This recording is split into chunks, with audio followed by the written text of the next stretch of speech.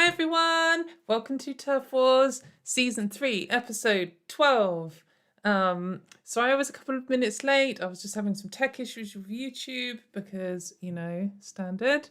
Let me know if you can hear me. I adjusted the settings a little bit. A couple of people were saying that it was a little bit quiet last time, so I just thought I'd tweak it.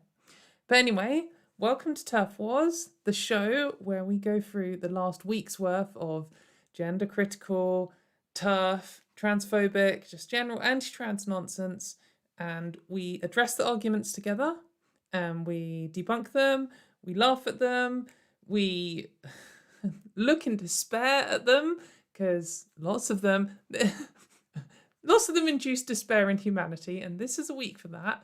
But it's going to be a good week anyway. There has been a lot of mad stuff that's happened, and we'll go through it, we'll look at them all, and then we'll get through it. And this is like a cathartic way to deal with it all. So one of the things I always say at the start of the show is I've gone through and anonymized most of the people in these screenshots. And the goal is so we can just look at their ideas and be horrified or debunk their ideas, and then we will just move on. We're not trying to harass people. We're not targeting people. Do not do that. I will block you if I find you doing that off the back of this show. Please don't hunt these people down. In some cases, quite a few at the start, we've got some like celebrities, and that's either because they're big people, big organizations, or relevant like gender critical thought leaders or whatever.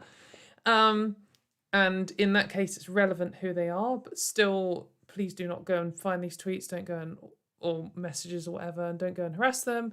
That's not the point in this show. So, we will start with some like updates on what some gender critical thought leader mainstream people have been saying, and then we'll move on to there's two big stories this week. One of them is horrifying and one of them is all right, and then we've got some brain rot to like fill in the gaps, so it should be good. Then we're going to do our comment of the week. And then I have 2 viewer letters that I will open at the end, if you would like to stick around for that, which you don't have to. So let's get right into it. So our first comment comes from the grandfather of all trans people, or maybe the creepy weird uncle of all trans people, Dr. Ray Blanchard. So for anyone who doesn't know, this is the guy who came up with... Actually, let's read his tweet and then we can see what he come up with, because I would say this tweet was literally his entire theory. This is like what he's known for.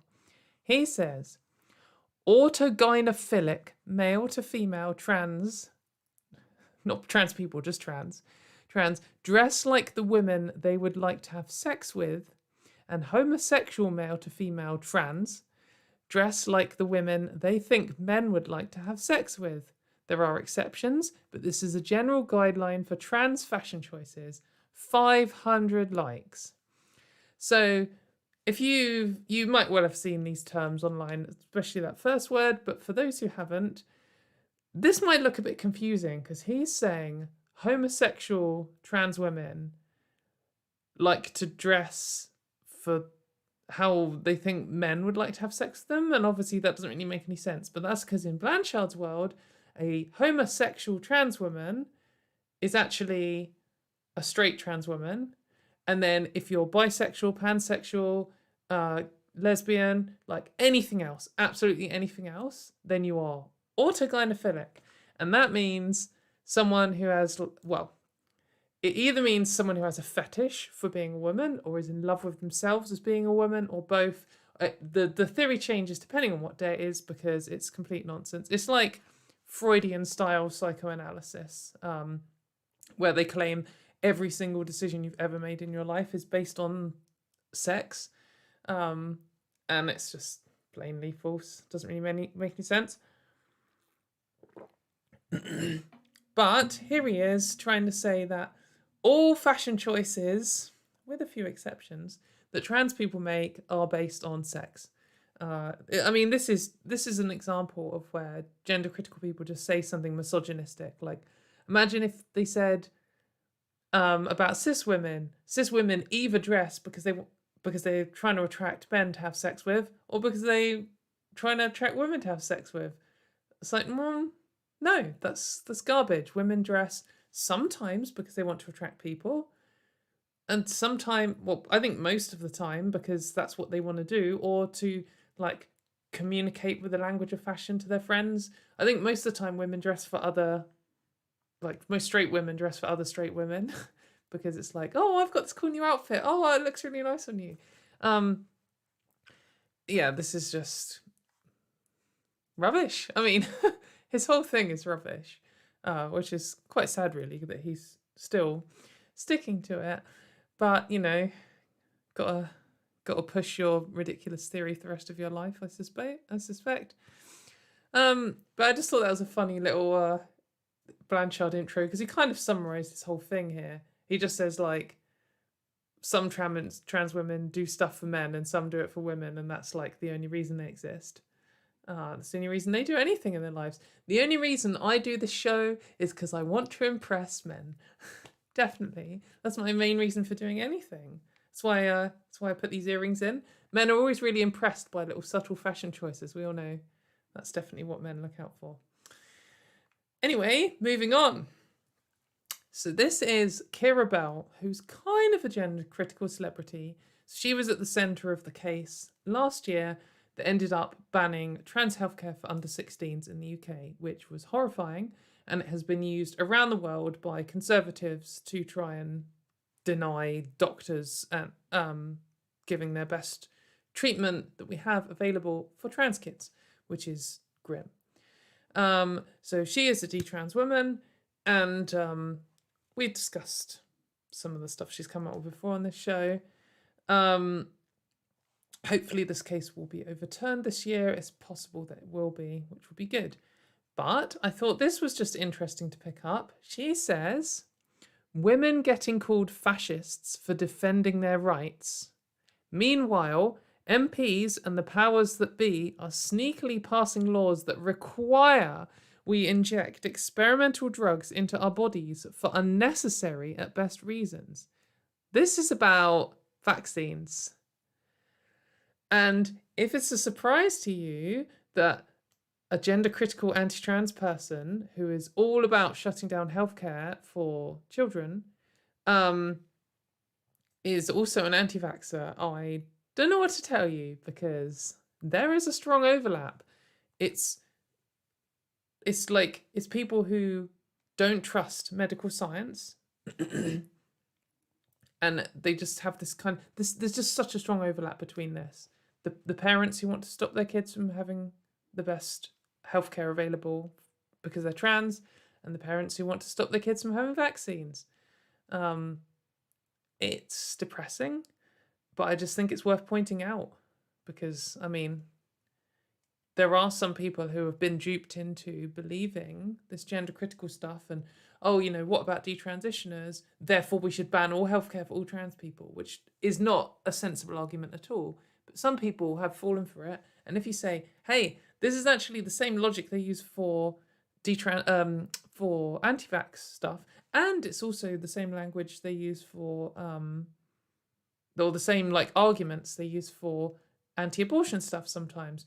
So they often talk about detransitioners, and they'll say, oh, well, some people regret transition, therefore we should ban all of it. Or there are some side effects, therefore we should ban all trans healthcare.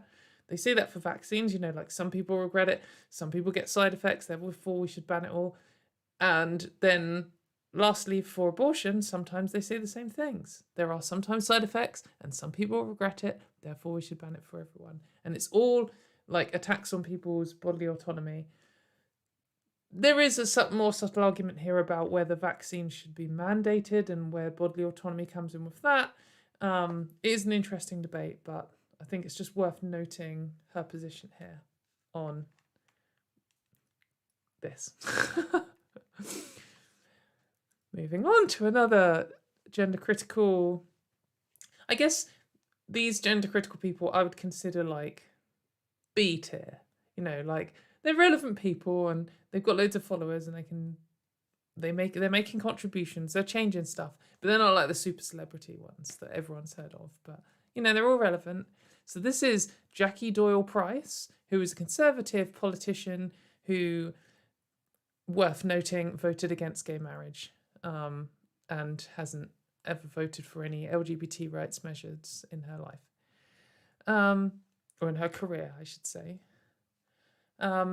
So this was a little while ago, but I wanted to include it because I just thought it was just a classic. Like these are the people who go on and on about cancel culture. And then Dove, the soap brand, said congratulations to Laurel Hubbard, who was the trans woman who entered in the Olympics and did not finish. But she did very well to get there. And then so off Dove's Twitter account saying well done, Jackie Doyle-Price says, then there will be no more Dove for me, which is a shame because I've always associated their products with positive messages for women. Okay. And then this little conspiracy person underneath says, part of the $50 billion Unilever branch, all about the money, support the emasculation of boys and men, get more customers for their beauty products. Not a concern, even for the children whose wee bodies are being medically, surgically butchered in the name of this filthy ideology. So this is one of these things where they all have to complete everything together. Like, if you have an issue with trans people in sports, that is one thing. And if you have an issue with modern medicine helping kids, that's another thing. But they all are all of it. Like, they all want to ban trans women from the toilets. They all want to ban trans people from sports. They all want to stop trans healthcare. It's not like an individual thing. They often say, oh, but I'm concerned about sports. And some people are just concerned about sports. But then when they've got one of these, like, gender critical markers where they're saying, well, I'm part of this little cult, they all have all the views. They all think all the things. And it's all related to them because their premise is just trans is bad. But I just think it's also interesting how they're going on here about the emasculation of boys and men, which is like an American conservative talking point. And it's just interesting because there is no way this would have been like a gender critical view in 2017. You would not have seen them talk, or like no like true TERFs, no like trans exclusionary radical feminists would come out with some complaint about emasculation of boys and men, because that's like, that is not a concern of radical feminism or even someone pretending to be a radical feminist. Whereas now in the gender critical movement, as seen here by one of these like, you know, standard gender critical banners, this is their woman won't wished thing, where they've stolen the suffragettes' colours. And their main concern here is the emasculation of boys and men, which is like some garbage. They're trying to destroy gender stereotypes, so therefore we have to enjoy...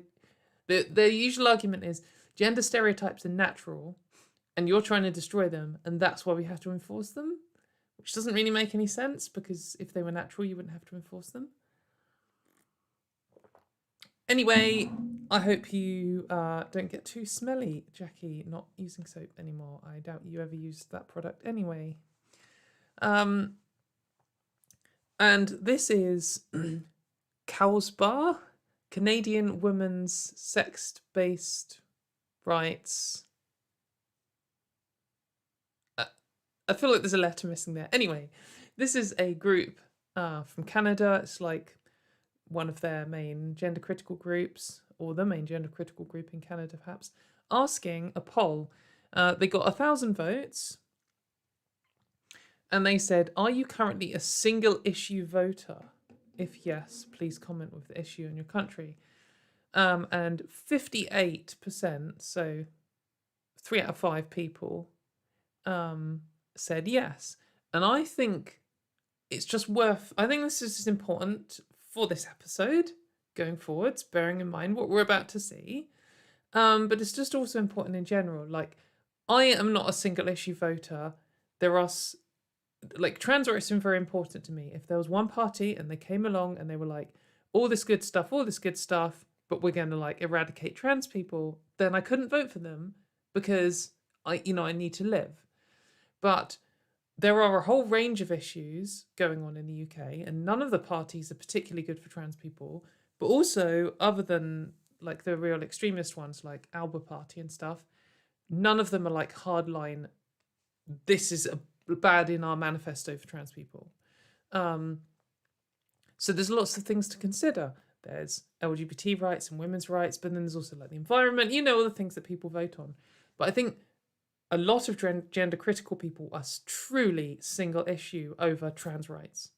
And that was what all the comments for this were saying, like, oh, well, I'll only vote for a party that opposes trans rights, basically. And I mean, that's kind of scary that there are people who are dedicated to voting to remove your rights. And that's like, their thing. That's the only thing they care about. They don't care about the environment or even their own rights. But also, I think it's just important to highlight that this is how people get radicalized. So if you become a single issue over some stupid conspiracy theory like gender critical, none of the main parties are going to entertain it. Not even the Conservatives are going to come out and say all the gender critical points. They'll do a few dog whistles in order to try and get some voters. I mean, the Republicans probably will just come out saying this stuff, but like none of the UK parties are going to, and probably none of the Canadian parties, or like none of the mainstream ones, but some of the far right parties will, because they want to court more voters. And the gender critical like voting bloc, it's not massive. There's not actually that many gender critical people, but it's quite big and it's quite strong. And if some party, like Alba, for example, in Scotland, they tried it, they were just all in on gender critical with the goal of getting all the gender critical voters over. It doesn't matter if they're also opposed to women's rights, opposed to gay rights, like, anti-immigration, anti-environment, all this kind of stuff, because they just collect together all of the single issue voters. And then you end up mingling around with these people and you start taking on their nonsense positions as well. So it's not a good when these huge like conspiracy blocks become single issue voters over this topic, I don't think.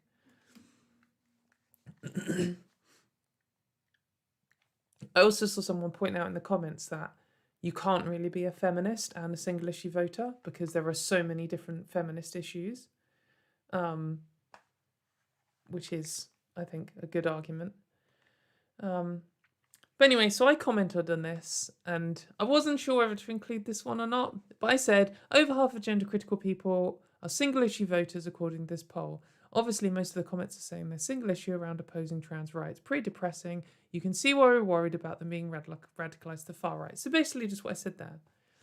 And then this guy replied.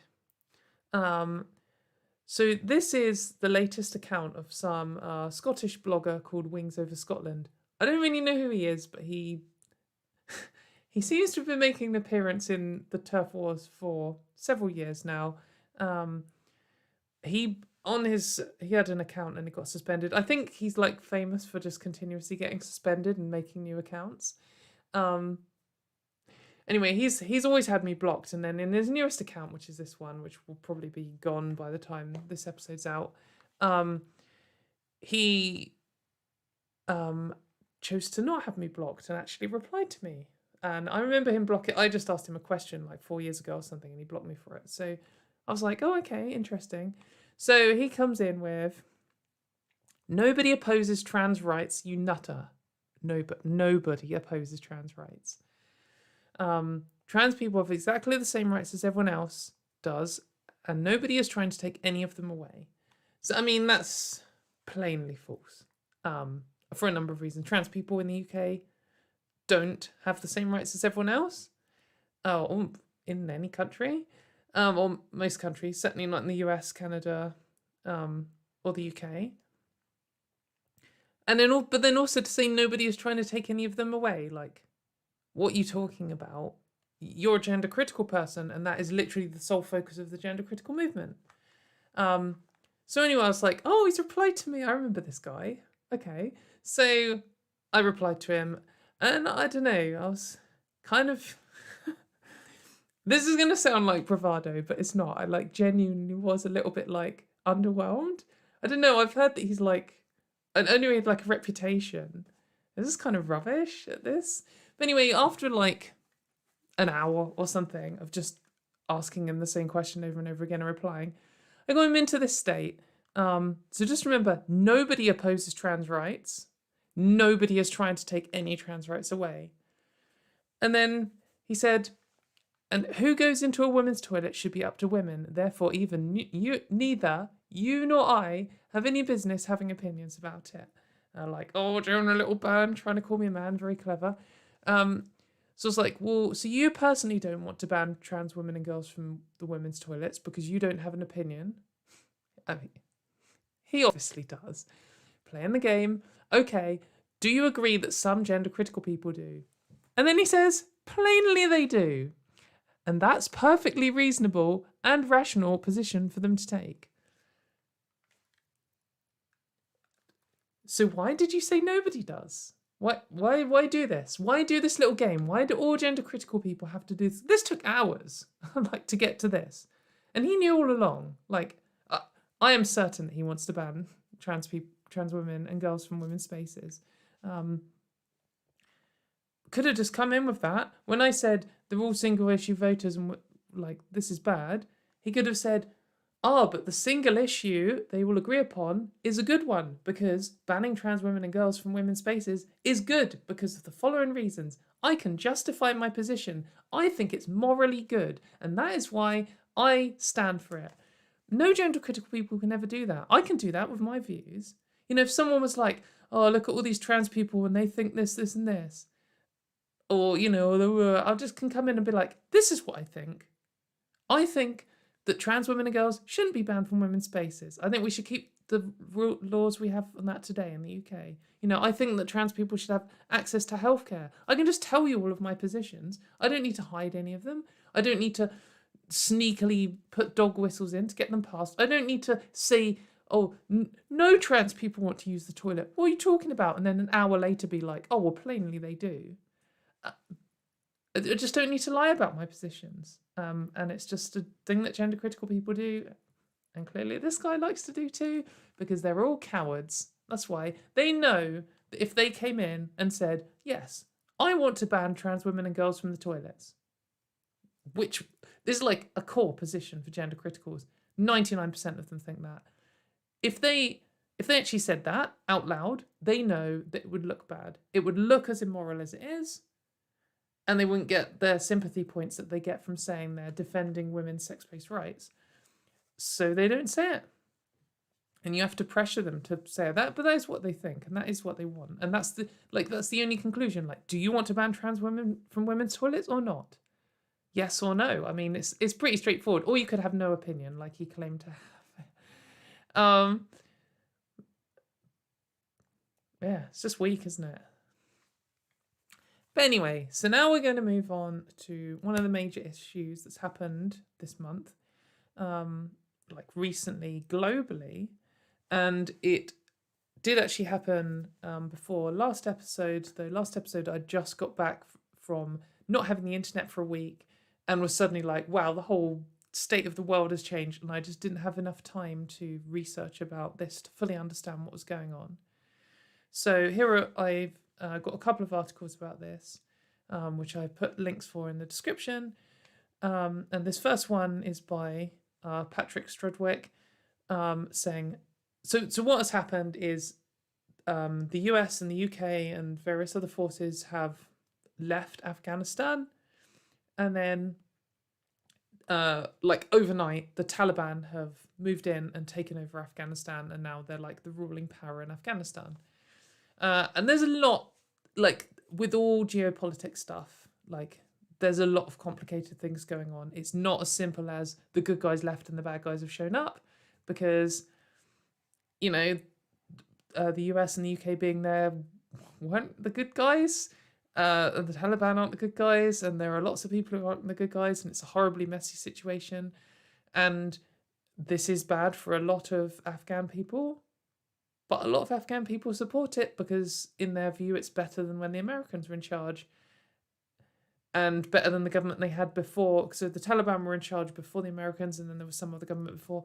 There's a lot of corruption. It's a whole big mess. It's very confusing, and I've put some effort into trying to understand it. I've followed some like Afghan feminists, which is, I think, worth doing and listening from, because two big things have come out of this, which is kind of relevant to what we talk about on this show.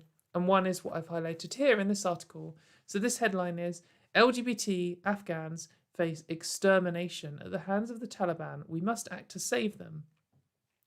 He goes on to say, there are only two penalties for gays, either stoning or he has to stand behind a wall and that falls on him. That wall must be 2.5 to 3 meters high. That is what Gul Rahim, a Taliban judge, told the German newspaper Bild last month.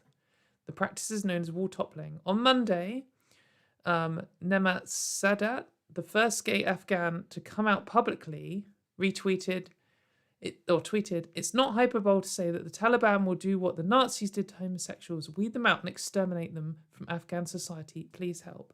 So this is horrifying. And this is a really big deal. So the Taliban are a very super conservative religious group, so one of the subgroups of Islam. And part of that is having zero tolerance at all for any LGBT people. So, yeah, super grim. So I think, that was one of the things that a lot of people were concerned about. A lot of feminists and LGBT rights activists were like, this is going to be grim. Because I think in the last 20 years that the US and UK and other forces have been in power there, there's been some kind of social progress towards LGBT rights in the cities. And it kind of changed overnight. And so people are fleeing the country, and, it must be an absolute nightmare to have this happen. Literally a nightmare. I have nightmares about this, that all of a sudden the government changes and it's like, you have to get the country now. And it's happening right in front of our eyes. And I think it's important to stay informed. So I've just remembered I intended to include a load of links to charities, Afghan charities, in the description, and I will do that. I will put them in the description. And just please, if you can, take a look, maybe just share them with people, or if you can donate money or expertise or understanding, because there are a lot of LGBT Afghans who are going to need to act fast. And there were quite a few tragic stories about this already coming out.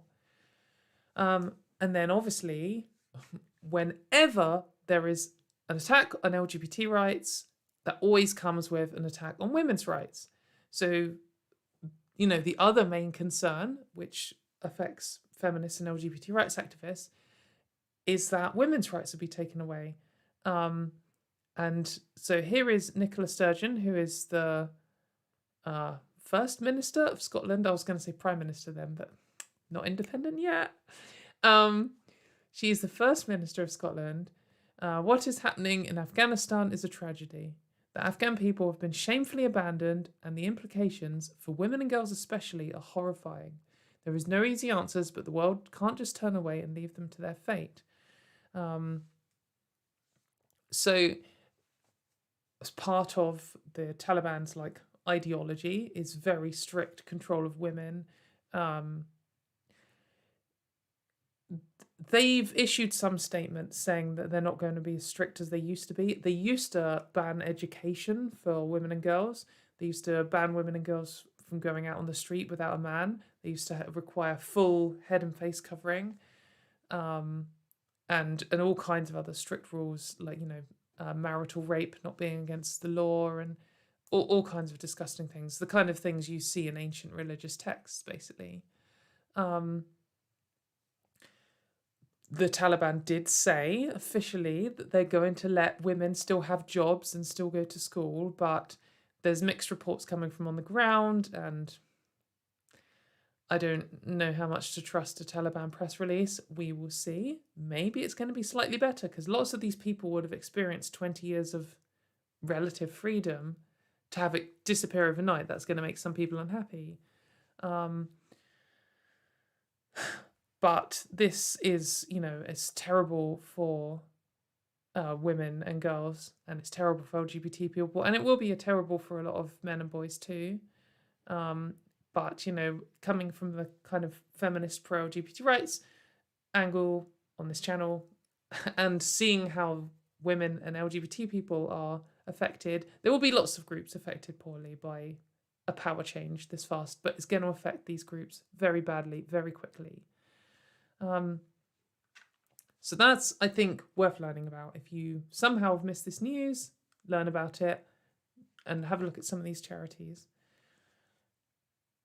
So now we're going to enter exactly what you know is coming, and it's much worse than you think it's going to be, the gender critical reaction to this news.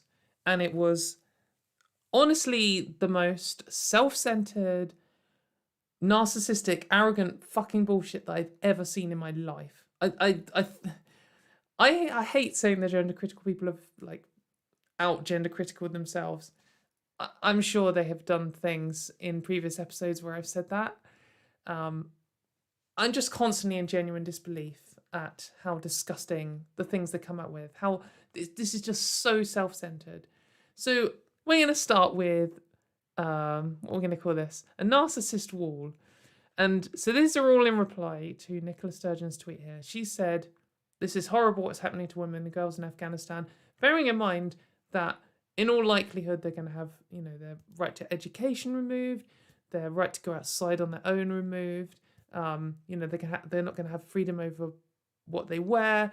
They're going to, in lots of cases, they're being forcibly married off, basically just being used as property." And she's right to talk about this. And the gender critical reaction to all this tweet was things like, "What is a woman? Define a woman." Like this one over here from Belinda DeLucy, who is some, I don't know, idiot, says, "Mate, don't the SNP think being a girl or a woman is just a feeling and a biological sex is irrelevant? Why don't you suggest that girls just self-identify as being girls?" Instantly have to make everything about trans people.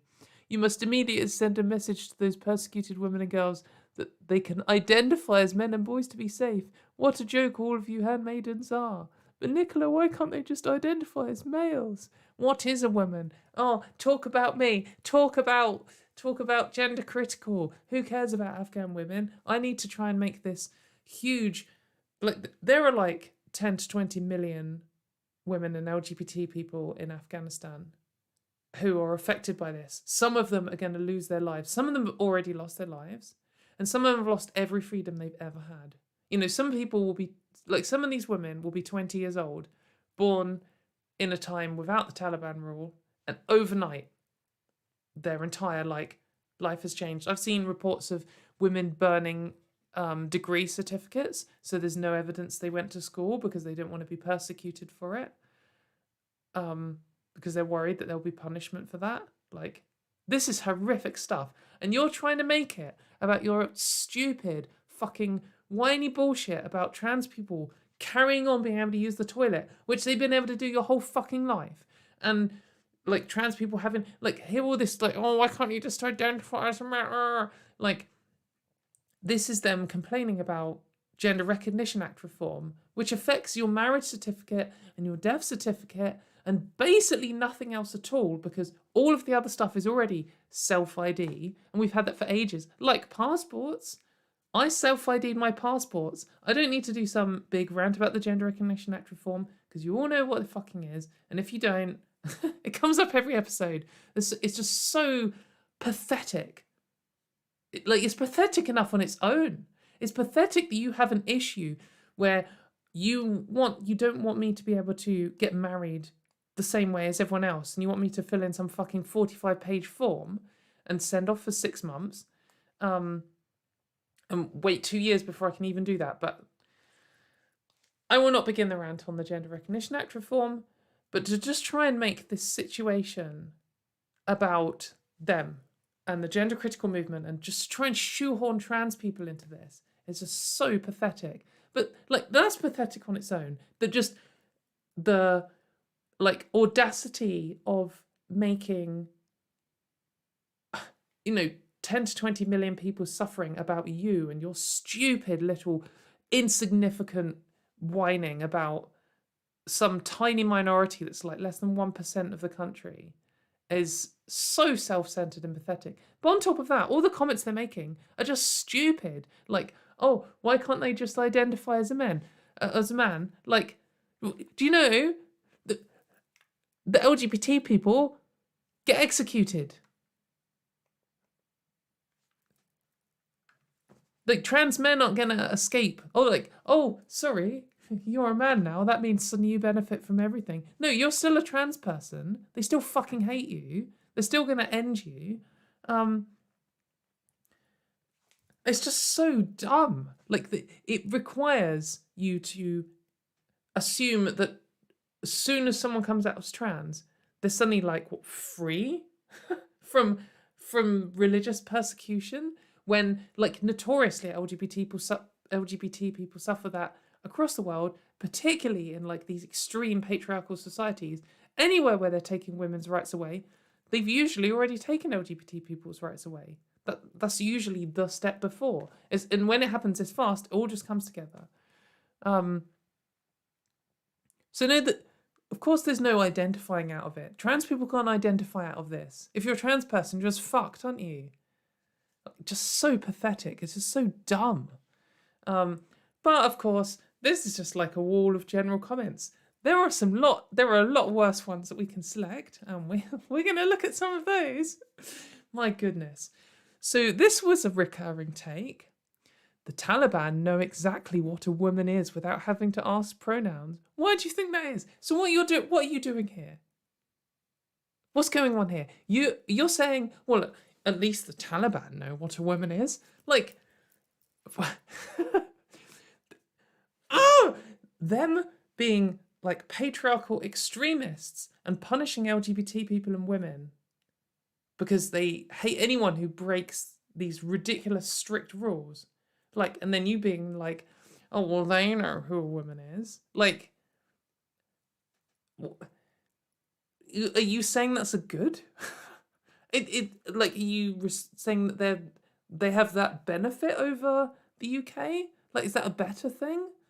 And then secondly, this whole, oh, well, they know what a woman is thing is still wrong, because what they're going to do is, if there is someone they know who is a trans person or suspect is a trans person, they'll probably just get executed. And if there is a trans person who hasn't come out yet, then they might be able to, pretend, stay in the closet enough to escape the country. But if there are trans people who came out and people don't know they're trans and they're living stealth, which a lot of them will have to do anyway because of the society being so unaccepting, they will just be, the trans women will just be put in with all the other women.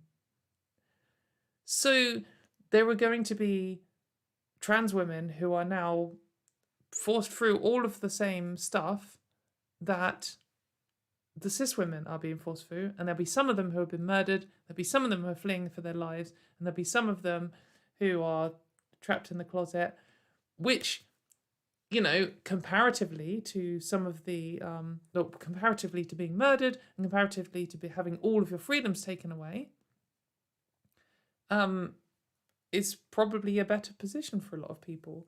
But it's not like nothing. In countries where they have the death penalty for trans people, you still get trans people. It's not, people still come out and take these risks for transition. And we see that all across the world, and we have done, like, in all societies, because gender dysphoria is horrific and, people want to live their lives. So this whole premise for this is just utter fucking garbage. And this isn't just like this isn't just one random take from someone with like no likes or whatever. Here we have 4 Women Scotland saying horrific regimes and movements like the Taliban also know what same-sex attraction is. Gotta shoehorn it in, gotta get in some gender-critical dog whistles, got to make this all about us. They don't check whether it's same-gender attraction like Stonewall and the BBC. Like, what the fuck are you talking about?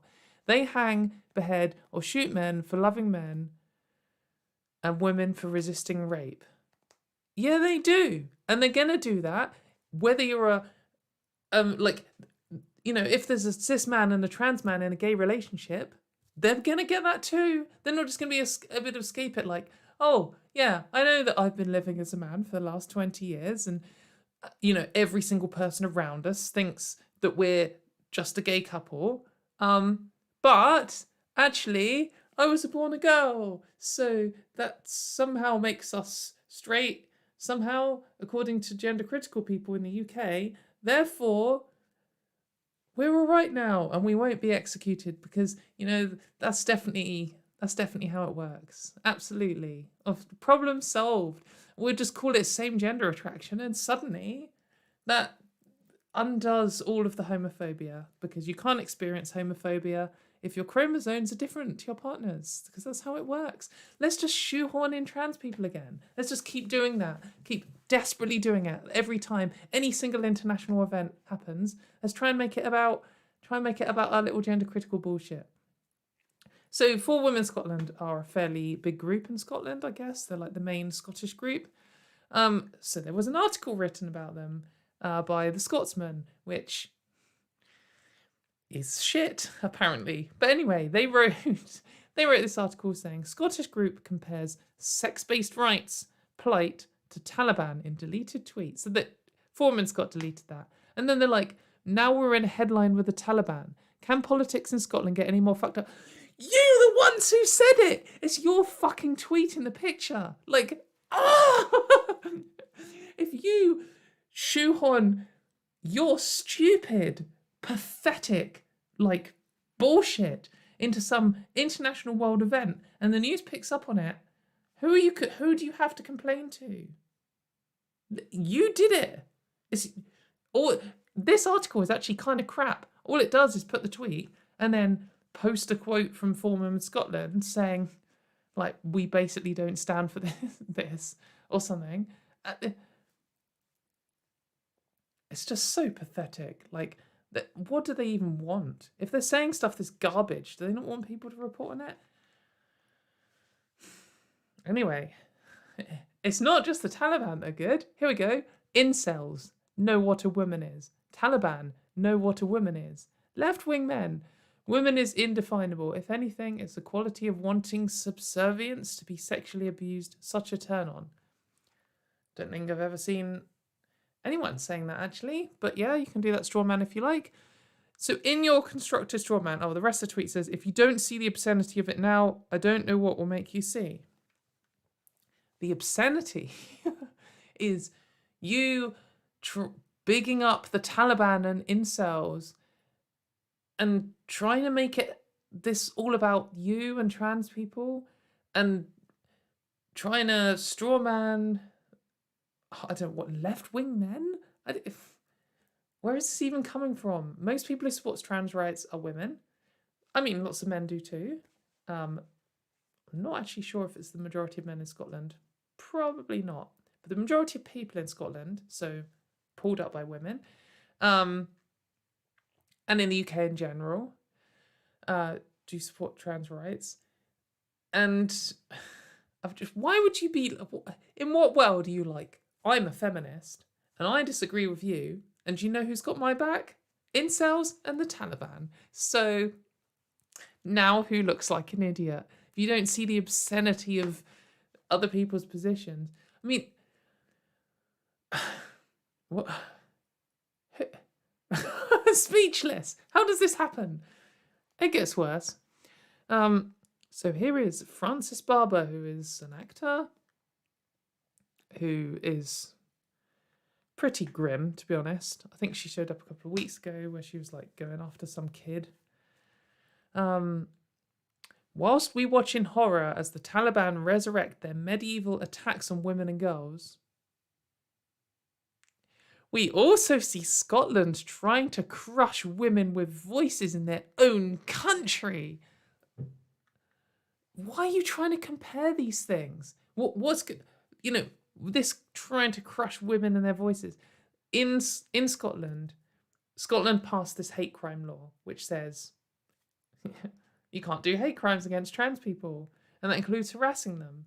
And it's, I think, slightly ahead of the general UK hate crime laws, like it's a bit more encompassing. And it really angered the gender critical people. They did not like it at all. But this isn't targeting women. It's literally just do not harass trans people. It's in fact, if anything, that's targeting men, because most people with gender critical views are men. Most transphobes are men. But they've got to pretend it's about women, otherwise their point won't look as good to conservatives. But when you describe something as a medieval attack on women, and that's like a fairly, like, it's not an extreme description. It is a fairly medieval bullshit, I guess. It's incredibly regressive to all the stuff that they're gonna push on women. It's horrific. And then to try and compare that to the fact that Scotland passed a hate crime law for LGBT people. It's just so pathetic. It's not just pathetic, it's also disgusting. It's using the plight of millions and millions of women who are now suffering and being like, oh yeah, you've got it bad. We're not even allowed to harass LGBT people in this country. I mean, you're allowed to kill them in your country, but here we're not even allowed to harass. So me and you are in the same level. I've just got to, do you know what's happening? Here's a world event. Here's something happening in the world and everyone's talking about it. Let's make it about how I can't harass trans people in Scotland. Actually disgusting. Here's an MP. Neil Hanvey, MP, says, not to diminish the extant horrors in Afghanistan for women and girls and LGBT people in any way, but some other politician opining on protecting women and girls is a tough listen to giving concerns at home. Such concerns over the ability to harass trans people at work, which we will come to later. Here's Jean Hatchett, who is a gender critical. I don't know, I think once she was B tier, but I feel like she's C tier now. Maybe that's just because she's blocked me and I don't really see her takes much. So she says, controversial question. When the Taliban force women to cover up, how many men will want to identify as women? I'm not really curious, I know. So, well, they're gonna kill all of the out trans people who aren't stealth, and the stealth ones are gonna carry on living, and they will be forced to cover up. And then the ones in the closet will still want to come out. Like, trans people in the closet in oppressive regimes aren't just like, oh, I'm cured now. Now there's the death penalty if I tell people who I really am.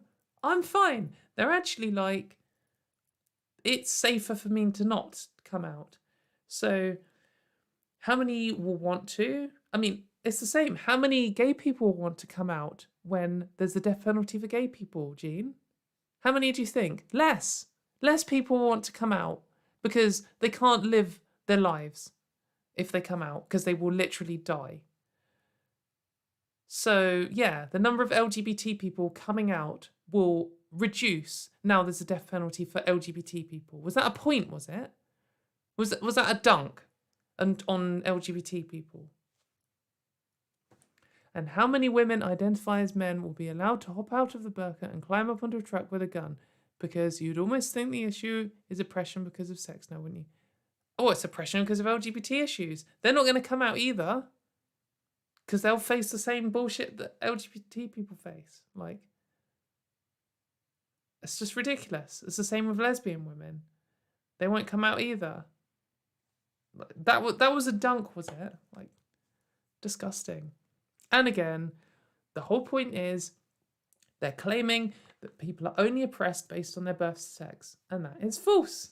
It's false in this country, it's false in that country. The situations are slightly different, But if they're repassing trans men, it will not do them good to tell people they used to be girls.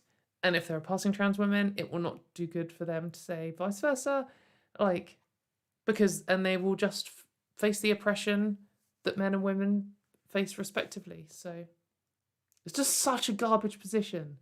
Like, all you said here was, hey, did you know that we can always tell? Because that's the only way that people can always be oppressed on their birth sex. If you can always tell what someone's birth sex is, and you can't. So, did you know we can always tell? Well, no, actually, that's false. Yeah, well, now there's a death penalty for LGBT people. Less of them will come out. Slam dunk. I win. Like, fuck off. Right.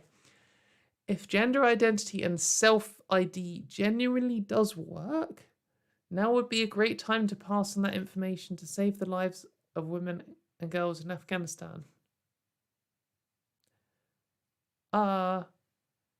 What do you think it is? If gender identity works, it's not really something that works. Like, it's something that exists. That's like saying if sexuality works. I mean, it's a thing. And if self-ID works, so that's look, changing your legal documents or using women's spaces or men's spaces. Well, they don't have that in Afghanistan, do they? So sounds to me like you're saying, if transition really works, will women be able to transition into men to have their lives saved? No, because trans people get executed. And even if they didn't, just imagine a world where they're only persecuting cis women, and somehow if you come out as trans, then you're free from persecution for some weird reason.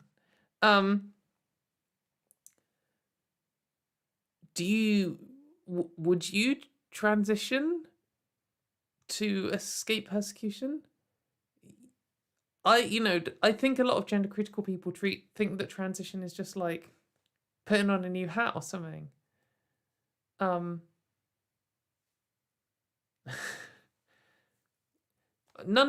This is a hypothetical question that I always want them to consider. And when you ask them this, they always really quickly try and shut it down. Or just stop thinking about it or change the subject.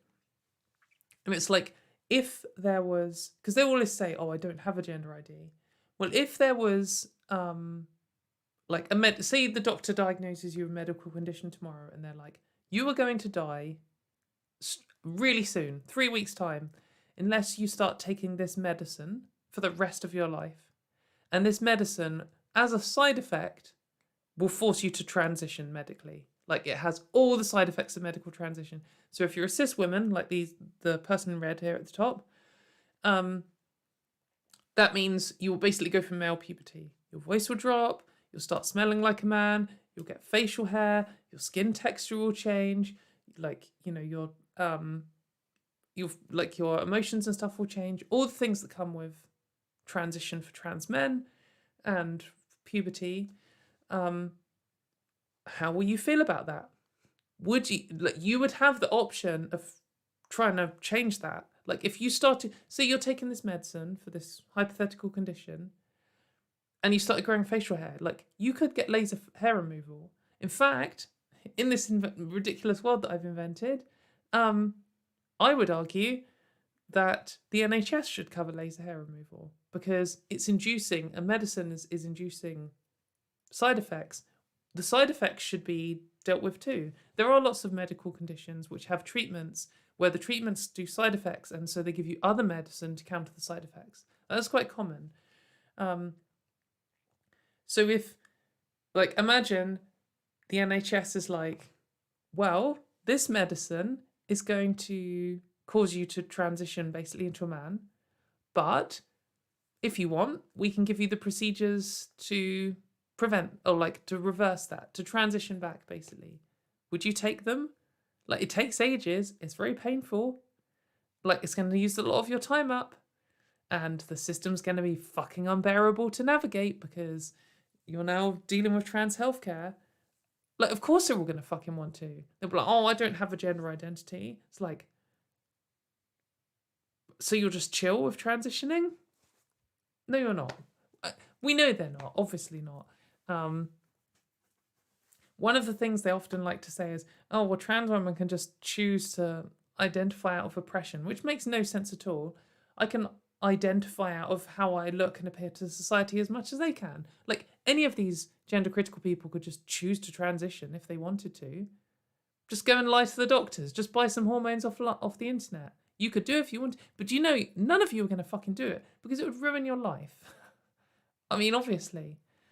And then this person replied, just to raise the level of ridiculous ignorance, just to say, like, for sure, you live in a nonsense gender critical echo chamber, but let me just one up you here. They say, only works for privileged males. Trans women are notoriously privileged. Notice how there's no trans men are men chant. Isn't that weird? Just imagine if you typed in speech marks, trans men, with a space though, are men. Isn't it weird you get no results at all? Oh, what's that? There's actually fucking thousands of them because people say it all the fucking time and you've just never actually talked to a trans person before. What a surprise. Next, here's Julie Birchall. Surprised that she's still a thing. She had a book deal cancelled for saying some Islamophobic stuff to a British lady.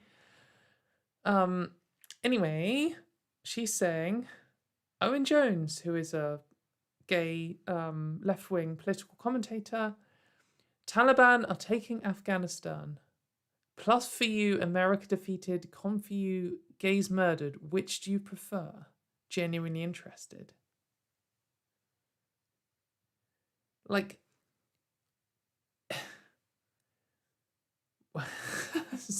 I mean, again, with the gender critical people, the first thing is you're disgusted and you're like, why would someone say that? Like, that's just vile. And then the next thing is, like, once you've dealt with the, like, wave of just, like, contempt for them, then you're like, hang on, this doesn't make any sense at all. Like, why is that a dichotomy? Why do you have to pick one of those things? Like, what do you mean, which do you prefer? That's not even the question that you're trying to ask. Like, if you genuinely liked America being defeated, then you would prefer that one. So that doesn't even quite make sense. But if you're trying to say, like, what do you prefer, like the Taliban taking over or not taking over, that's like a false dilemma between, like, because there's all kinds of situations. You could say maybe you would have preferred them to install a progressive democratic government. Doesn't make any sense at all. So I don't know how gender critical people can get away with pretending that they're all, like, not homophobic and stuff.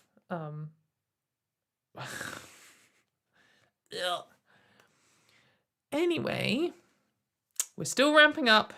It's still going to get worse. We're going to finish on the worst one of these and then move on to a different topic. A thought comes to mind regarding certain women shouting about women and children in Afghanistan. They choose to stay silent about the gross gender cult affecting women and children's lives in the UK and the West. They appear blind to the brainwashing, drugging, and mutilation. They're fucking blind to it, mate, because it's made up.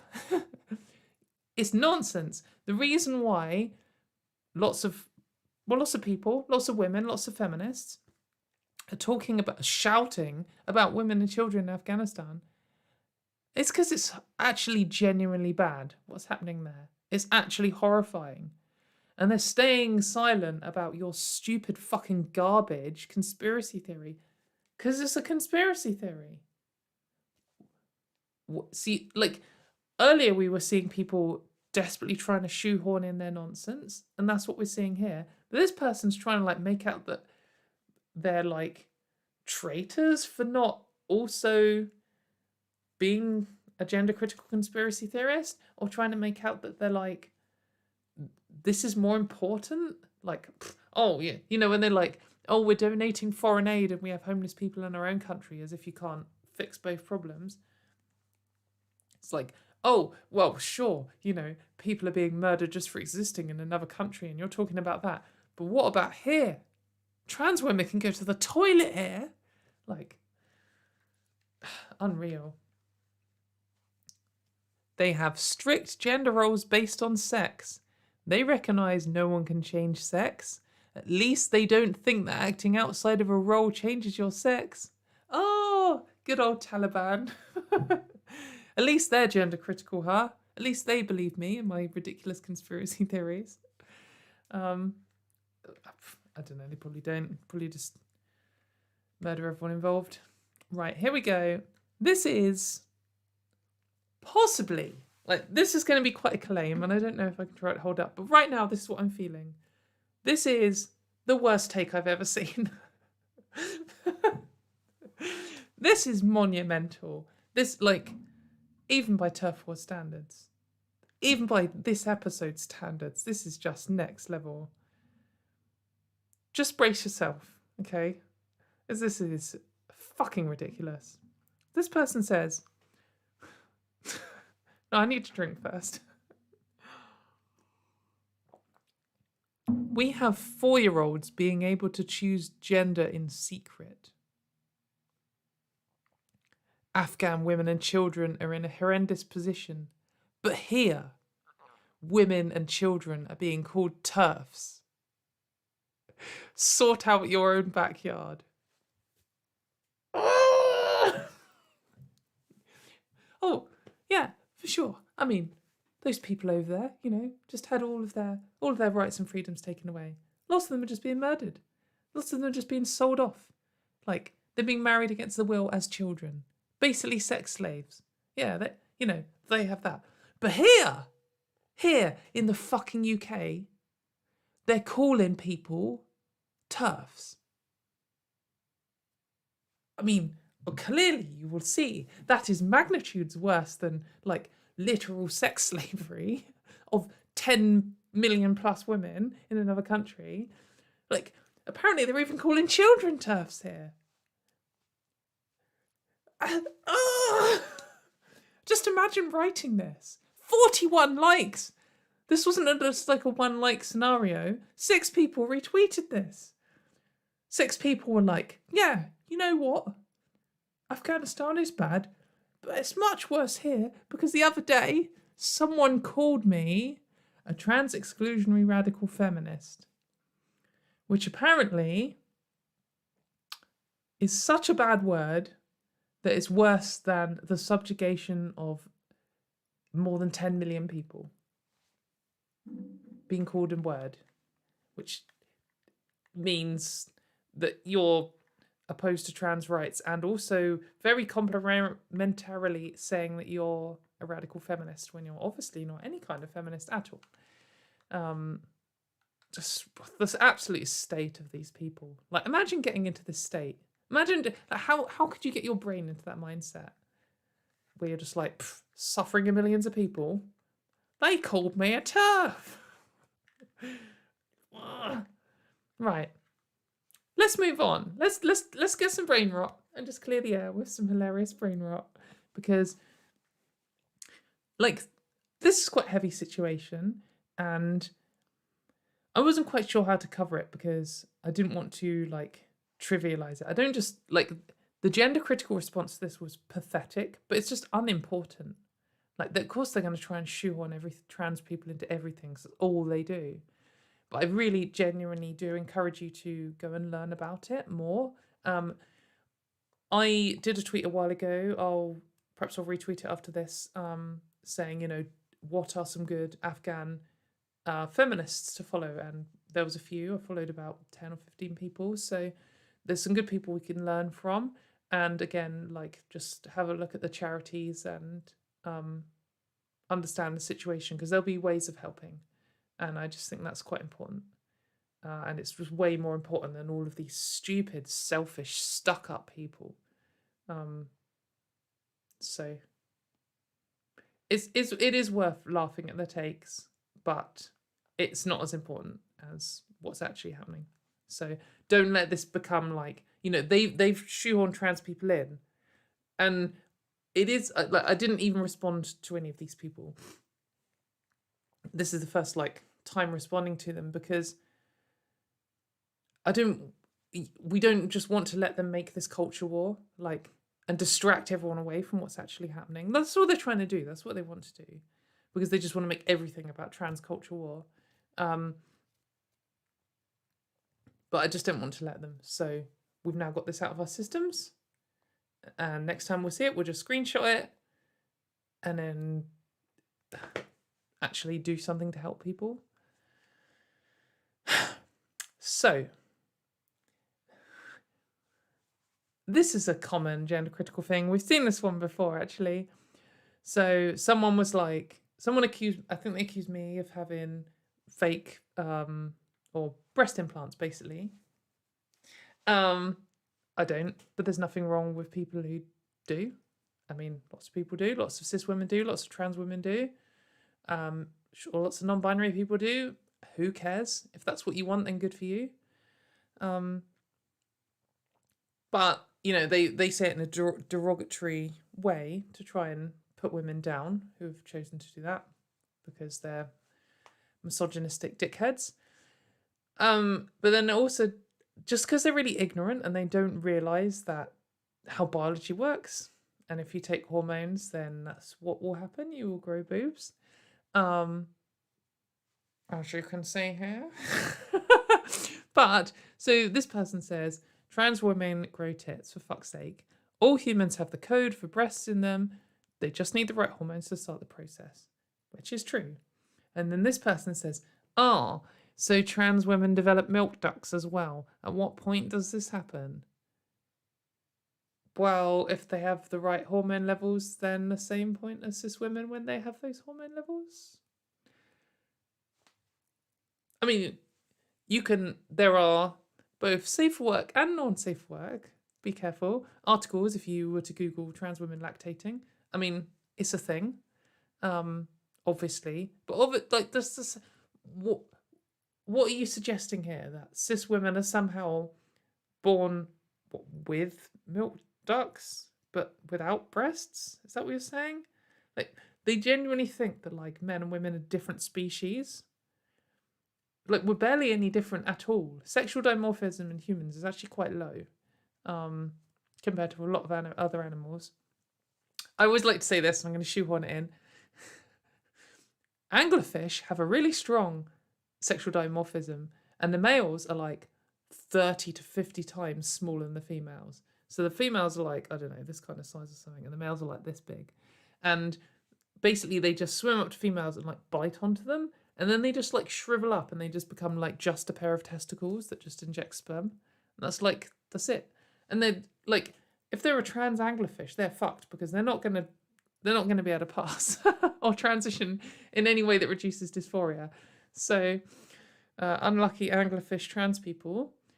Adult human anglerfish. No, wait, adult anglerfish females. Anyway, yeah, it's just a fundamental misunderstanding of biology. But then this started off some ridiculous argument about milk for some reason. Someone was saying that vegetarian milk is like trans people or something. And then we got this ridiculous attempt at logic. I'll just read this out first. Do animals besides cows produce milk? You absolute pineapple. Absolute pineapple is a good insult. So, look, here's another food-based analogy for you all, for the lols. We don't call sugar cis sugar because aspartame exists. It's sugar and sugar substitute. Trans women are the substitute in this case, which is pretty accurate since the majority of trans rights activists are ever so slightly bitter. Very clever for you to get in that bitter comment. I didn't know aspartame was bitter. I've never noticed that. But this doesn't really make any sense at all, does it? So it's a bit of a disadvantage to your little quip. We don't call cis sugar. We don't call sugar cis sugar because There's not a type of sugar that's transitioned. I mean, that's why we don't do it. I mean, if there was trans sugars, then we'd possibly have cis sugars. That's kind of the whole point in the word cis. But then also like here, like, so you already just fail. I mean, your whole analogy doesn't make any sense. Is sugar and sugar substitute? And then you're saying trans women are a substitute for cis women. So does that mean we are 200 times sweeter and 0 calories? I'm 200 times sweeter. Sorry, cis women in chat. Like, I think it's 200 times sweeter that aspartame is in sugar. That's some Wikipedia fact I've stored in my mind. What are trans women a substitute for cis women? No, just another type of woman. Get over it. So that was a pretty hard fail for 136 likes. 136 likes. 136 people were like, yeah, we don't call sugar cis sugar. Great argument, mate. Great one. Do you know we actually call loads of things trans and cis? Like transatlantic and cisatlantic is a word. If you like search for words starting with CIS on like a Scrabble thing, there's like hundreds of them. Like the classic one that people often bring up is transalpine Gaul and cisalpine Gaul, which is like states in the Roman times. I don't even know. That's a crappy argument. I mean, there are trans fats. Are there cis fats? Someone in comments hit me up. Anyway, so whenever cis comes up, gender critical people just break, and I think it's the dumbest like standard gender critical position of all of it is their issue with the word cis. And the reason they have an issue with the word cis is if you say trans women and cis women, then to them that sounds like they're both types of women, which they are. And then it sounds implicitly like you're accepting the premise trans women are women, and so they're angry at that. So so they don't want that to happen. It's not actually true. You could have trans women and cis women, and trans women could be men and cis women could be women. Like, they're just labels. But it does imply that with the language. So that's why they don't like the word cis. However, they then stick that stake in the ground, and that's part of their worldview, and it doesn't matter what else happens from there. It doesn't matter if there's logical inconsistencies or, if it doesn't make any sense or it's contradiction to all of the other premises or anything. That is just something they have decided. Regardless, that is like a premise to them. Cis is bad. So then what? But the issue is here that a cis person it's just a word for a person who's not a trans person. So when you say, well, what word can I use for a person who's not a trans person? They can't actually answer, because if they gave you another word, then you would just say it instead of cis. If they were like, my issue is with the word cis, but we can use the word hammock instead. So hammock now means not trans. But then we would just have trans women and hammock women, and that would still be an issue. So they end up in this position where they have to either deflect or just say they don't want any word for that at all. But there are people, I'll accept the premise that there are people, and some of them are trans people, so the rest of them aren't trans people. So whether you have a label for that group or not, that group exists. I'm just labeling that group. That's all. And the gender critical position then ends up being backed into a corner because they have already stuck their stake in the ground where they're not going to change anything, no matter what sense it doesn't, it messes up. No logical contradictions are going to get in their way here. So when they're faced with this situation, what do we call all the people who aren't trans people? They just melt down. They can't handle it because we're having a situation here where it's like, well, here's group A, and all this is not A, and you can't even say not A. Like they're opposed, morally opposed to the concept of not A. which is like brain melt territory. It's suddenly like you're denying like one of the single most basic premises of logic. You can't even call cis people not trans, because then you would be saying trans women are not trans women, and that's actually worse than trans and cis women, because it's kind of making it seem like being trans is like, you know, a superior thing. So then we get all these ridiculous broken takes where not only is it just internally nonsense, not only are they in a situation where they have to argue against like the concept of not trans, they don't even want to talk about not trans as a thing, despite adamantly being not trans themselves. They then obviously are in a position where they have to defend that as a general argument. So you're like, well, straight just means not gay or bisexual, etc. So, like, do you have an issue with that? Because, you know, they'll try and come up with an issue for it. And then we get takes like this one. This person says, no one talks about what handedness people have, I think they mean. And everyone says disabled, not able-bodied. You don't... this is garbage. I apologise in advance. You don't refer to steps as an able-bodied person's ramp. So the reason this person has come out with this absolute garbage, which is just false on the surface, is because I said, you know, cis is the word for people who aren't trans. And then they say, we don't have words for people who aren't things. And I'm like, well, right-handed means not left-handed or ambidextrous. And like able-bodied means not disabled. So yes, we do have words like that. And then they have to deny that, because if they don't deny that, then their argument doesn't hold up. So then we get in a situation where someone says, nobody says able-bodied or what handedness people are. Of course you fucking say those things. You just fucking said it for a start. That's the term for it. But like, secondly, I know like all of my friends and family, whether they're right or left-handed, because it's the thing you learn about someone. And they said, which of your friends are left-handed? I'll tell them. Because I know, because it's a conversation that sometimes people have, especially when you're kids. But when you're arguing against the concept of not A, you start having to expand out to all kinds of ridiculous things. And this is part of it. Nonsense. But that's not the worst cis take you'll see.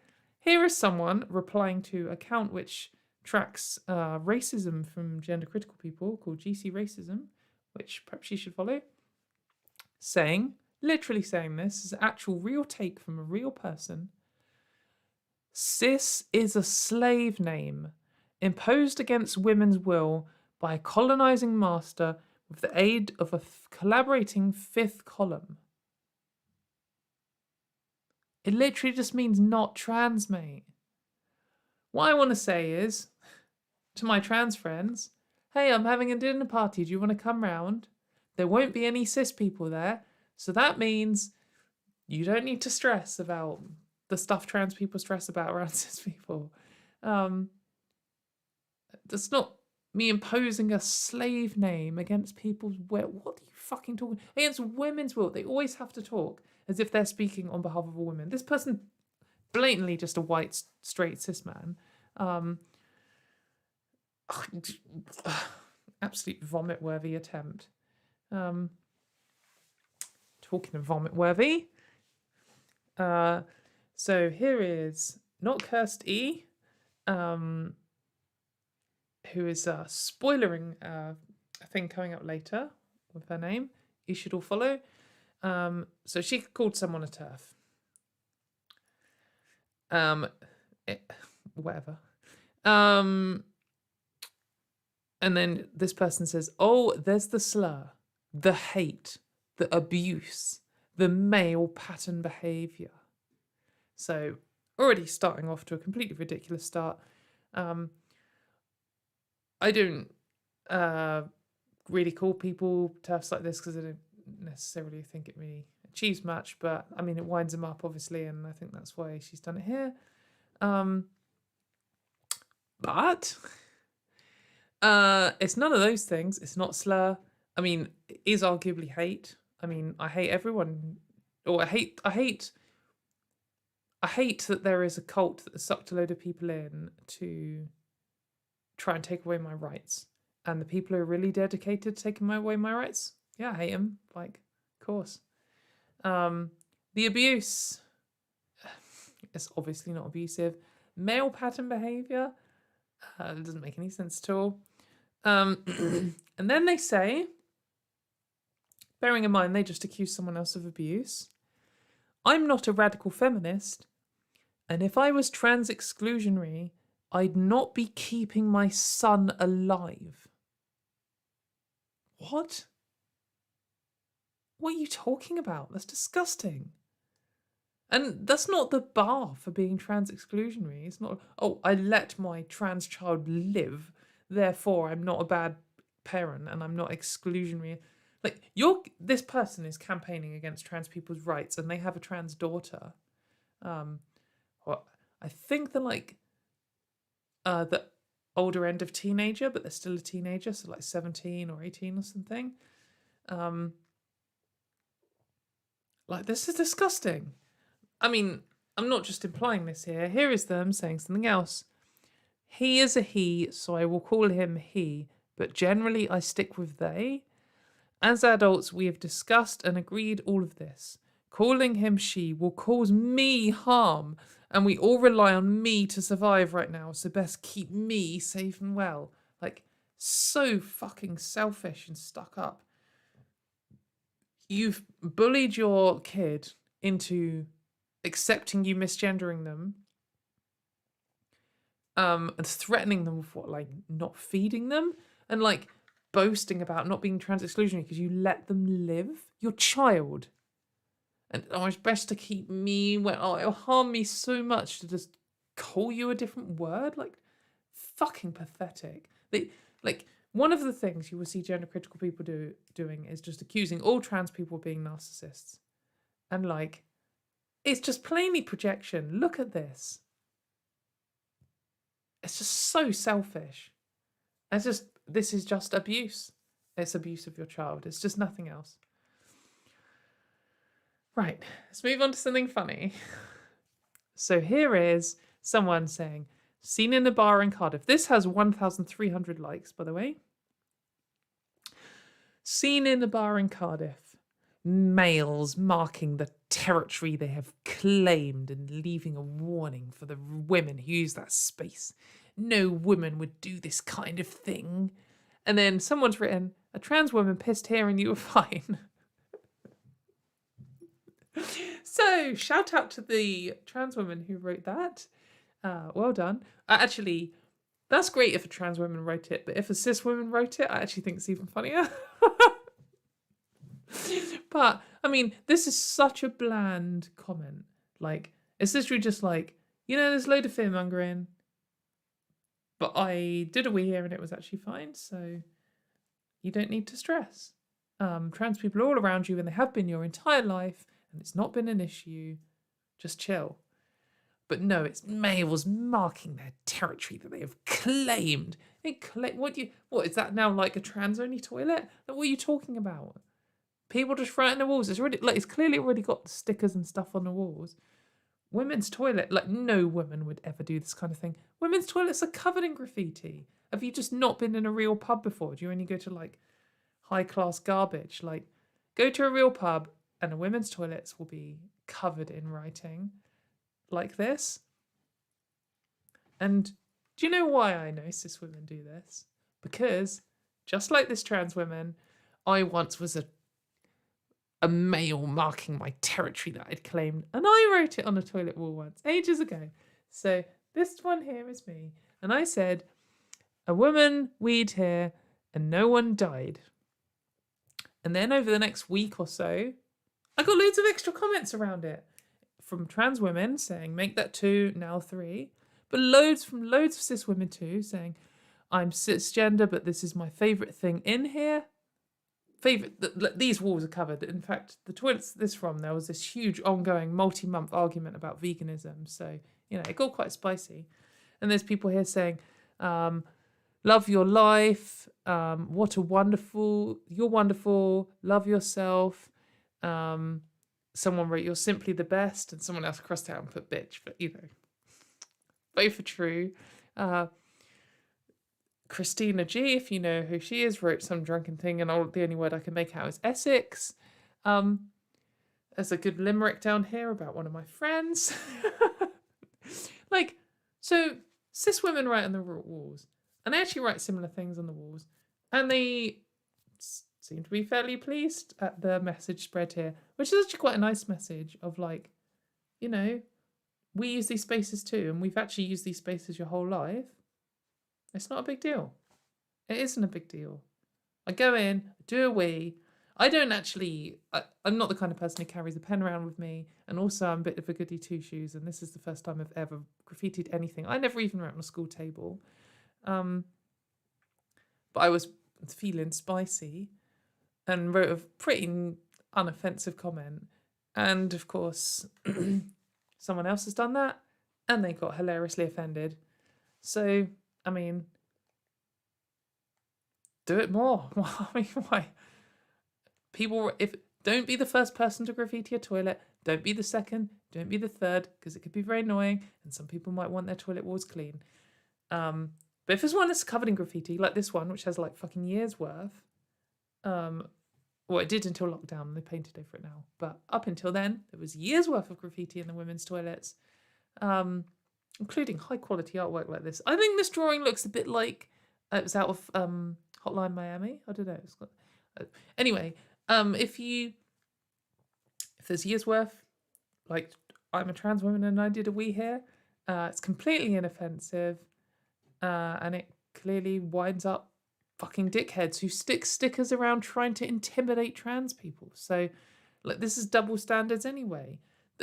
This is what gender critical people do. They go around sticking stickers around saying like adult, human, female, or whatever, which means nothing to anyone apart from to trans people. Just saying, we're here. This is just projection again, isn't it? So, talking of going around and sticking anti-trans stickers in places, this was the other, was another event. There's always a fucking 100 events at the moment from gender criticals. This was another event. So, here is a person called Meb, and she works in a bar or is a bar manager or something, I don't know, in a pub in Scotland, and says, "Motherfucking God, you never believe who I just had to kick out my bar. Literally TERFs. I had to call the police because they were making my staff and other customers feel threatened." Then she goes on to write her account. So says, blah, blah, blah, blah, blah, blah, blah. "They were increasingly making my staff uncomfortable, and I decided for their safety and ease of the shift to diplomatically ease them out by using the 2-hour booking rule. My assist staff were finding TERF material in the toilets, and they felt really uncomfortable serving them. They refused to budge. It was fascinating seeing their level of entitlement and belligerence develop. The ringleaders started being arrogant and shouting at my staff until we all agreed the police would be the only way to remove them. They even lied to the police. What the fuck? My staff had noticed some of them throwing evils at me, blah, blah, blah." Anyway, so they've clearly gone into this pub, which had a trans woman bar manager, or whatever the position is. Maybe a coincidence, but maybe not a coincidence. I can definitely see gender criticals picking a pub that they know a trans person works at and going in and causing a scene, intimidating the staff. All this is alleged. Meb is alleging this. I haven't seen the CCTV or anything, but, it's not impossible, is it? I don't see why she would lie about this. So, anyway, TERFs, I tried to be civil with you and failed. Oh, no, and you failed. You're the worst customers ever. Anyway, yeah, so, it must be stressful having some, hate group turn up when you're trying to work and then start intimidating people and handing out, anti-trans things. So I should have made this bigger, but, it's the standard gender critical thing. It's if trans women use the toilets, then you'll get raped or something, as handing out as a flyer. So it's just, plainly, you know, harassing trans people and trying to cause trans panic. So fucking garbage. And then making the staff feel uncomfortable and shouting at them. Like, of course they should be kicked out. Anyway, of course they did not take well to this at all. This person, I think this was the majority gender critical response, and I think this is one of those things which, to anyone, it's probably including most gender critical people, this is plainly pathetic. So they said, having a lovely quiet night in Doctor's Bar, that's the name of the pub, only to be dragged out by police who told us we were not welcome because we are women. Okay, we all definitely fucking believe that, mate. That's what they said. The bar staff was like, oh, that's a woman. Women aren't allowed in pubs. Instantly called the police. Police showed up and they're like, right, we're escorting you women out. Oh, ladies aren't allowed. Like, why lie about this stuff? I mean, for sure, everyone has their two sides. You know, I've been in pubs when my friends have been kicked out before and the bouncers were dickheads, but maybe my friends were a little bit dickheads too. I've never been kicked out of a pub before, even when I've been with my friends, even when I've been rowdy. So sometimes there's two sides to it. Sometimes both people are knobs. And when you hear one person's side, you know, maybe in a sensible situation that wasn't to do with gender critical people who are all fucking liars about this kind of stuff all the time. Like this is unambiguously a lie. So, you know, in a normal situation, maybe the bar person would have said, that customer was really rude and was intimidating people and harassing people, and so I kicked them out. And then the person might say, the bar staff were really rude and accused me of intimidating people when all I was doing was this or something. They don't go, they kicked me out because I'm a woman. Like, that's just obviously nonsense. What, you just sitting there having a drink. So for some reason they served you and then they decided, hang on, I just served that person and I assume they're a man. And actually they're women. Get them out of here. Call the police. I mean, it's obviously because you were, at the very best, you were distributing gender critical material, which is bullshit. But like, you could have said that. You could have said, we went to a pub to hand out flyers telling everyone how trans people using the toilet is the end of the world and more important and worse than the Taliban invading. And then we were kicked out for that. You could have said that, and then it wouldn't have been obviously a lie.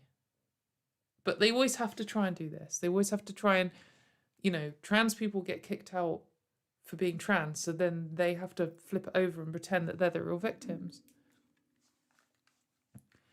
This person is suggesting that Marion Miller, who allegedly was one of the people involved, and her party were causing massive problems today in Doctor's Bar. It will be interesting to see how much we can raise to challenge this.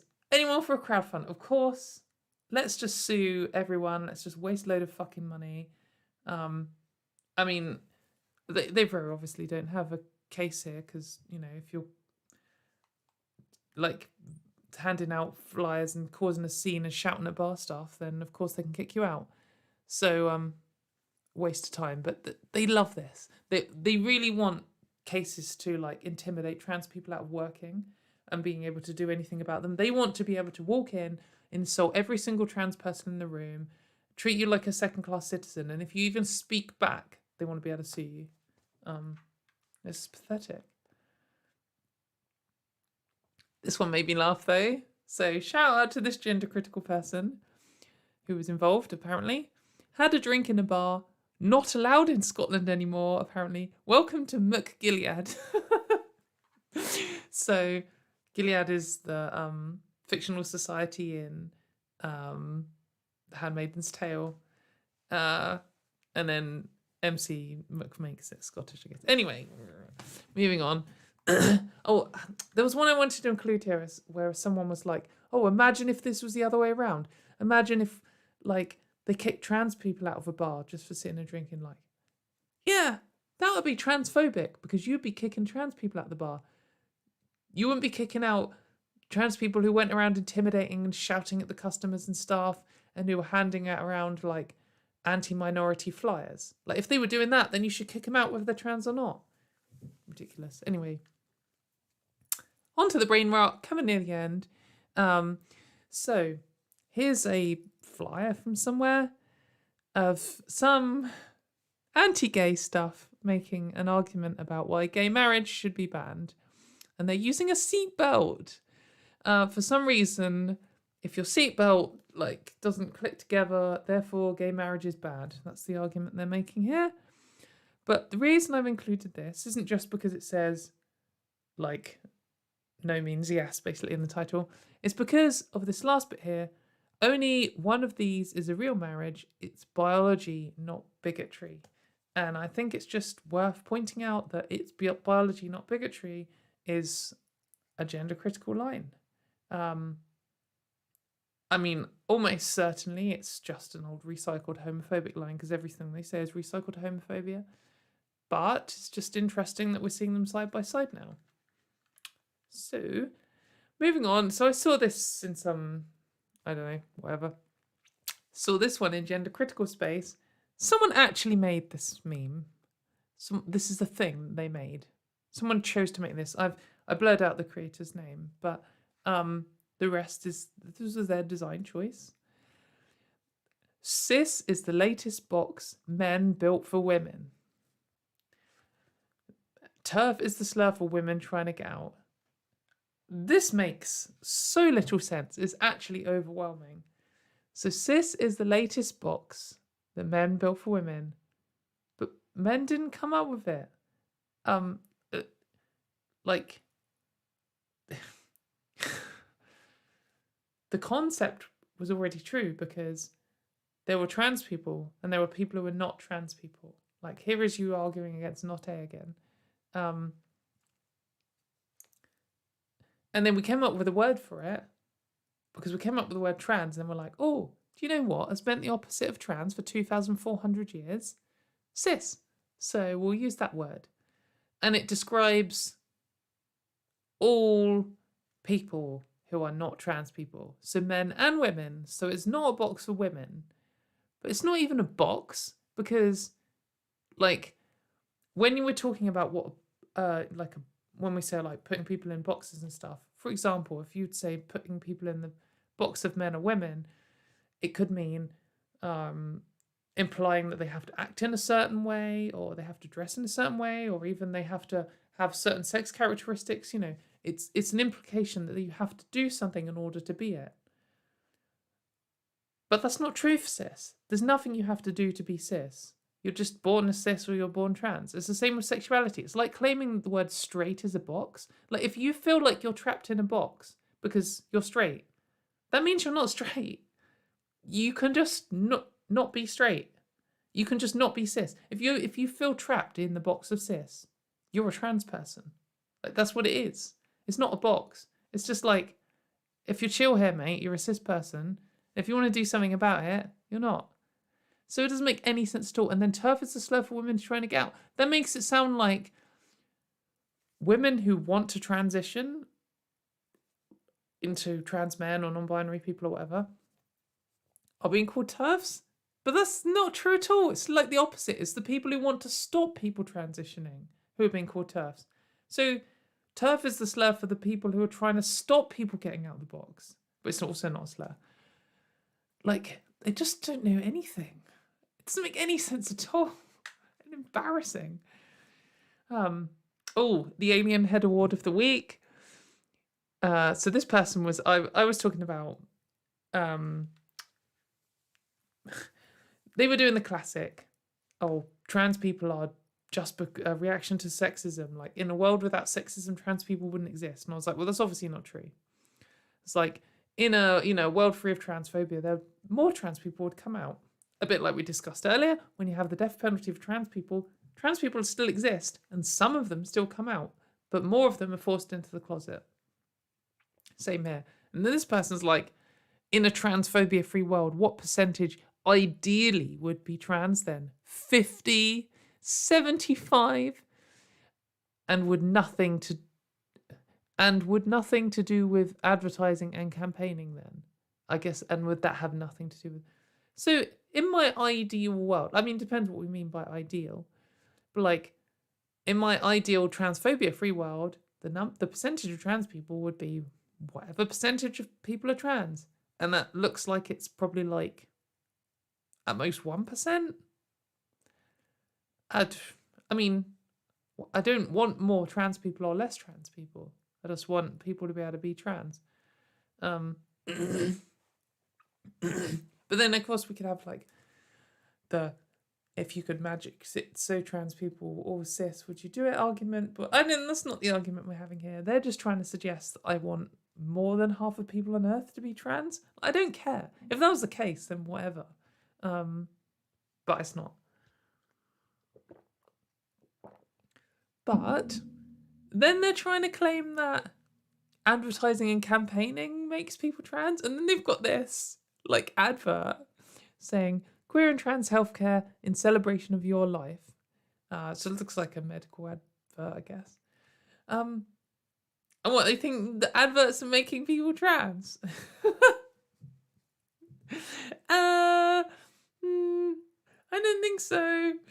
This is just more recycled homophobia, where they're like, oh, if we tell people about LGBT people, then you'll turn into LGBT people.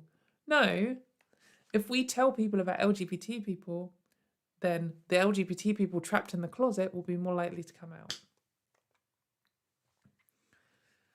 Oh, this one's a total mess. Try and follow this. Being gay just means liking the opposite sex? To be trans, you have to buy makeup, clothes, get surgery and inject yourself with hormones, all which can make a profit. They are not the same. You can't profit from being gay. You can profit from being trans. So being gay actually means like in the same sex. So that was a bad start to your little mess. And then to be trans, you have to buy makeup and clothes. Well, actually, no, you don't. You could live without clothes and makeup. But cis people also buy makeup and clothes. Like, that's just a thing that people do. And then you have to get surgery and inject yourself with hormones. I mean, you don't have to. I don't inject myself with anything at the moment. They are not the same. Yeah, being gay and being trans are not the same. That is true. And some trans people do get surgery and some trans people take hormones, yes. You can't profit from being gay. Do you mean companies can't profit from gay people existing? Because that's obviously false. Like every single Pride Month, when all of the big banks which support all of the homophobic regimes in other countries bring out their like LGBT flags and try and make money off gay people, and everyone buys a rainbow flag from Primark. You can profit from trans. So the argument they're trying to make here is trans healthcare costs money. Therefore, Big Pharma is trying to trick people into being trans. But they've just made it so poorly, and like there's a reason why people ridiculous enough to believe these conspiracy theories struggle to even articulate them. Anyway, so I said, this was actually in reference to the poo emoji lady earlier. My child came out as LGBT and now I spend 40 hours a week on Twitter harassing people like them and campaigning to take away their rights. They are in a cult. And then, classic gender critical response, women are not the ones in a cult, Katie. How many children do you have? Most of us, women, you're speaking about have lived lives at least twice as long as you. We have had children and we have lived experiences being women and nurturing children. This is the reality of sex. Like classic gender critical fucking bullshit. Women's not the one in the cult. I'm not talking about women. I'm talking about gender critical people, which are men and women. Most people with gender critical views are men. Most people who self-ID as gender critical probably women, but there's still men. Lots of them. Way too fucking many of them. Disgusting amount of GC men. then most of us you're speaking to have lived lives twice as... Oh, how many children do you have? Like, it's a classic. And it's a classic from straight people to LGBT people, and to be like, well, how many kids do you have? You can't, therefore you can't comment on my parenting. And then also it's like kind of misogynistic thing to like devalue women's opinions because they haven't had kids. But then most of us women, most of us gender critical people who you're speaking to have lived twice as long as you. Are you really mid-60s? I mean, maybe if there's this really strong age divide, what does that mean? What does that mean when the world moves on without you?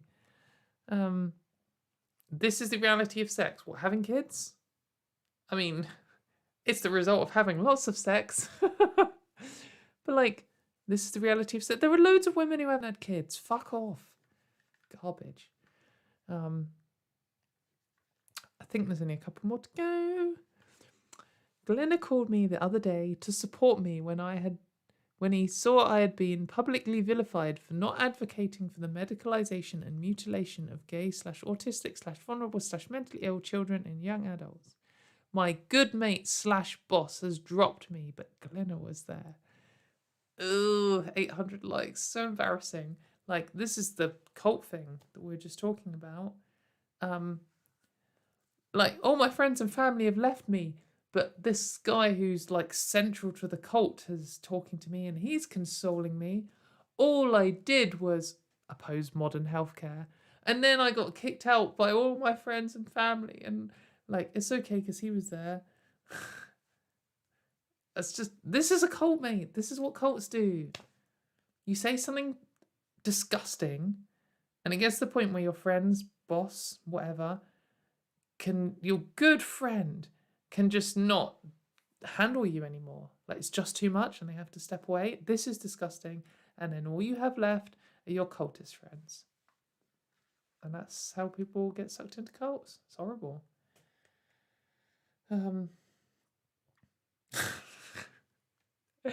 So this person's shouting at some Scottish politicians.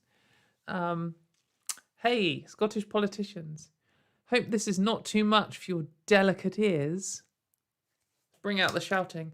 A species capable of an erection should not be in the same space of a female. Especially when they are breath of clothing. Finish. 192 likes. Well, do you know what species are capable of erections? Humans. Species? Do you actually think that men and women are different species? Yes. I mean, we saw that thing a while ago where they were claiming that chimps had more DNA in common with men than men did with women. Like, this is embarrassing. It's ridiculous. Come on. If you only want animals that can't have erections, species that can't have erections in women's spaces, then you're going to be limited to, like, birds with cloacas, fish, some insects, jellyfish, wood lice. It's not going to be a very exciting space to be in, but I mean, it'd be good for some of the birds who would eat the dead fish. Anyway, on to my comment of the week. So this is a new thing that I've started doing. If you write me a nice lovely comment underneath, or a thoughtful comment, or a really clever poem like we had before, then you might be featured in the comment of the week. I might come up with a little jingle for it for the next season. So this is from Jared Blair, and they say, the lady in the last episode got a cancer diagnosis and immediately went to attack minorities. And that was something we looked at last week and it was horrible.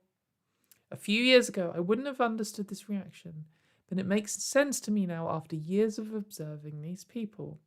Conservatives aren't tricked into being bigots by lies. They're conservatives because they are titillated by bigotry. Bigotry literally makes them feel good. That lady had a bad day. I mean, getting a cancer diagnosis is a bad day. And needed to pick me up, so she attacked trans people. Understanding that the core motivation of conservatives is the pleasure they derive from bigotry, well, that literally explains everything they do. When I figured this out, everything made sense. I don't know if I agree that is there any motivation. And some people do get tricked into it, but I definitely agree that something that I often miss, and this is why I think this is a comment to highlight, something that I miss is some people do literally get a pick-me-up from shitting on minorities. People feel insecure about their place in the world, and they look for someone who they think that they are definitely superior to, and they assert their superiority by harassing them. And I think they're right. That probably is what happened here. It's just kind of grim, isn't it? So, anyway, this episode was tedious. I hope you enjoyed venting out as much as I did. Getting that, like, bullshit about Afghanistan and the gender critical reaction to it out, I think was quite important. What a fucking state. How has the world got into state? There's going to be like this for years, you know. There's going to be other things like this that they all have to shoehorn trans people into at every single fucking opportunity.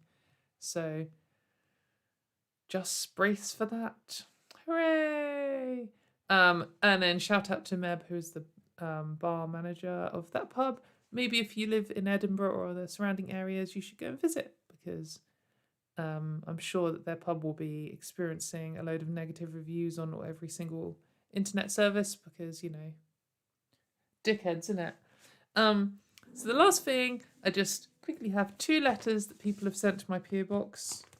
I'll show you the sides of them. If you would like to send me anything, the address is in the description. Please don't feel obliged to. I just did it because lots of people are talking about it. I'll just have a quick look. If they're long letters, I won't read them, but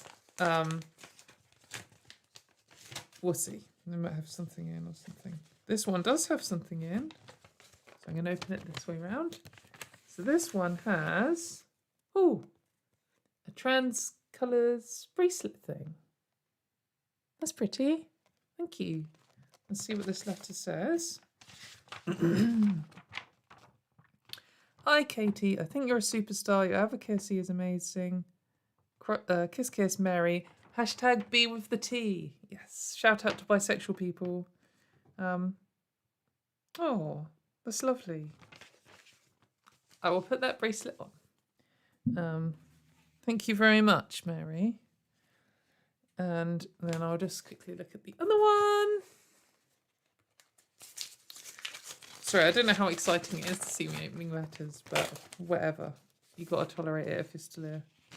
Oh. This one is a long one, so I don't think I will read it out here. But to this person, I got your letter. Thank you very much. Hit me up on Twitter if you want to discuss it afterwards. And I will read it out after the show. So thank you very much, everyone, for watching Season 3, Episode 12 of TERF Wars. We will be back next Monday at 10 p.m. UK time to discuss the next load of bullshit. Hooray! And who knows what will be in store. Maybe they will all fall out with the juice company again. Or maybe there will be another international event that they can all desperately try and make about themselves. Until then, have fun reading the graffiti on toilet walls. And I will see you all soon. Bye.